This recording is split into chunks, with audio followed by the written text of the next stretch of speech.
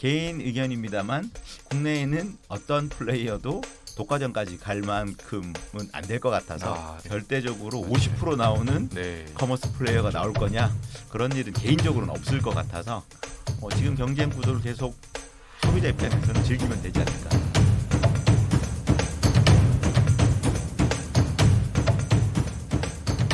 롯데가 계속 이제 11번가부터 해서 팀원이 어쨌든 성사는 안 됐지만 계속 인수를 시도한 거는 있으니 어쨌든 뽑았으니 한 군데는 사지 않을까 막연하게 어떤 형태든. 근데 지금 드러난 거는 아예 이제 플랫폼을 직접 사겠다는 거고 다만 무리해서 베팅할 것 같지는 않고요. 좋은 가격에 좋은 아이템이 있으면 가장 먼저 살 것 같은 정도 느낌.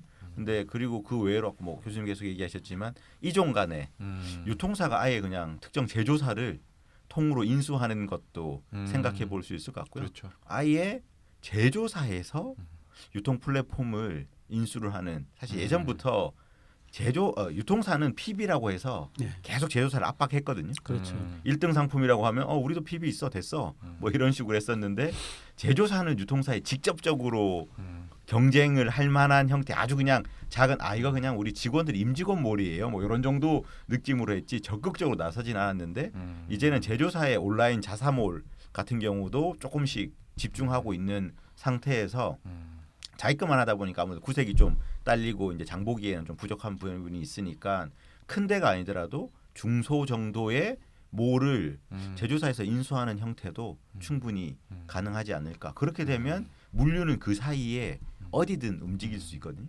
물류사에서 제조사 인수하고 유통사까지 인수를 해서 한 번에 우리가 배송 왜 아까 말했듯이 어차피 니들 물건 받아서 배달할 거 우리가 배달하는 길에 우리 물건 더 싸게 배달해 주면 배송 경쟁력을 가지고 제품도 우리 제품이면 특정 카테고리에 특화된 제조사 같은 경우에는 인수해서 한번 해볼 수 있지 않을까 그런 정도로 추측해 볼 수 있겠습니다. M&A를 봤을 때 좀 세 가지 키워드에서 M&A 부분을 좀 이해를 하거나 그렇게 되지 않을까라는 생각이 그냥 갑자기 들었는데 첫 번째 부분들은 플랫폼의 확장입니다. 계속 말씀하셨지만은 결국은 지금 이제 오프라인 기업들이 온라인 커머스하고 모바일 커머스 부분들을 확장을 해야 되는데 그런 측면에서는 현재 어떤 플랫폼 자체가 너무 약하기 때문에 그 플랫폼을 확장하기 위해서의 현재 이제 가장 대안인 소셜 커머스를 인수를 하거나 아니면은 기존의 어떤 이제 모바일 기반의 좀 그 플랫폼을 강력하게 가지고 있는 플랫폼 사업자를 인수하는 측면에서 플랫폼을 확장하는 전략이 M&A 부분이 하나 있을 거라고 생각이 들고요. 두 번째 부분들은 결국 이제 밀레니얼이거든요. 결국은 지금에서의 온라인과 모바일에 대해서의 가장 주도권을 돼 있고 가장 타겟층 자체는 밀레니얼입니다. 그래서 GS하고 CJ가 그런 것들을 했었어요. 여러 가지 GS하고 CJ의 그동안의 M&A를 본다 그러면 거의 대부분이 플랫폼을 확장하기보다는 밀레니엄 타겟팅을 하기 위한 그런 부분에 대한 M&A 부분이 있었는데 그런 거에 맞춰서 또 내년도에 밀레니엄들의 선호하고 있고 고객군이 많고 그렇게 할 수 있는 그런 또 사업자 또 서비스 그게 이제 어떤 쇼핑몰이 됐던 걸 인수하지 않을까 M&A 있지 않을까 하는 생각이 좀 들고 있고요. 세 번째 부분은 결국 이제 아까 디지털 테크라는 부분입니다. 그래서 디지털하고 테크 부분들은 쿠팡을 저희가 얘기할 때 앞에 보이는 것도 있지만 뒤에 보이는 걸 보게 되면 거의 대부분이 AI라든지 또 데이터베이스라든지 이런 부분들 같은 것들도 또 저희가 이해를 해야 되는 부분들이 있는데 궁극적으로 보게 되면은 거의 지금 글로벌에서도 있는 리테일 업체들이 보게 되면은 AI 업체 부분을 되게 많이 인수하고 있거든요. 그러면서 AI를 인수하면서 저희가 이제 개인화라든지 물류 최적화라든지 아니면은 그 생산했을 때의 생산의 그 효율화 또 생산성 부분을 높이는 부분에서 전체적으로 이런 테크를 결합하는 형태의 부분들을 되게 많이 하고 있어요. 그게 나이키가 됐던 맥도날드가 됐던 그 월마트가 됐던 이런 부분에 대해서 그래서 그런 형태의 M&A 부분들의 움직임 부분들이 내년도에 있지 않을까라는 생각이 제일 처음에 소개를 드렸지만 유통업 내부에서 여러 플랫폼을 왔다 갔다 할 때는 사실은 이런 변화나 시장 트렌드가 약간 스트레스일 때도 있었거든요. 근데 지금은 이제 밖에 나와서 소비자 관점으로 봤을 때는 경쟁이 점점 심해지는 꿀잼 아닌가.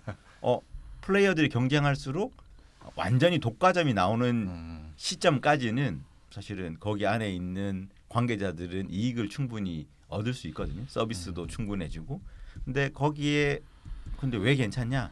제 개인 의견입니다만 국내에는 어떤 플레이어도 독과점까지 갈 만큼은 안 될 것 같아서 네. 절대적으로 맞아요. 50% 나오는 네. 커머스 플레이어가 그렇죠. 나올 거냐? 그런 일은 개인적으로는 없을 것 같아서 지금 경쟁 구도를 계속 소비자 입장에서는 즐기면 되지 않을까 이런 정도로 생각합니다. 일단은 그 시장이 너무나 빠르게 변화가 되고 있다. 뭐 이렇게 다이나믹하다라고 얘기하는 것처럼 정말 빠르게 변화하고 있는데, 근데 현재 그 유통기업에 있는 조직이나 또 그걸 지나는 프로세스나 의사결정 체계가 너무나 느리게 지금 되다 보니까 결국은 뭐 소비자는 저만치 앞서가 있는데 그걸 지금 이제서 한 발짝 뛰어서 지금 쫓아가고 있는 상황이기 때문에 그 유통기업들이 지금의 디지털의 변화, 고객의 변화, 또 다양한 어떤 그 업태의 변화라는 부분들 간과할 것들이 아니라 좀 더 신중하게 바라보고 또 빠른 의사결정 자체를 해서 내년도에 대한 준비나 대응을 하지 않으면은 어찌 보면은 뭐 여러 가지 그게 있지만 올해 이제 그 재밌는 게 로드앤테일러가 그 매각이 됐잖아요. 스타트업 업태. 그러니까 우리가 예전에는 대기업이 스타트업을 인수한다고 해도 최근에 보면은 전체적으로 보면 스타트업이 대기업을 인수하고 있는 형태 구도가 있는데 그런 것들도 이제 뭐 내년까지는 아니겠지만은 내년 후에는 나오지 않을까라는 생각이 듭니다. 그런 변화 부분 너무 간과해서는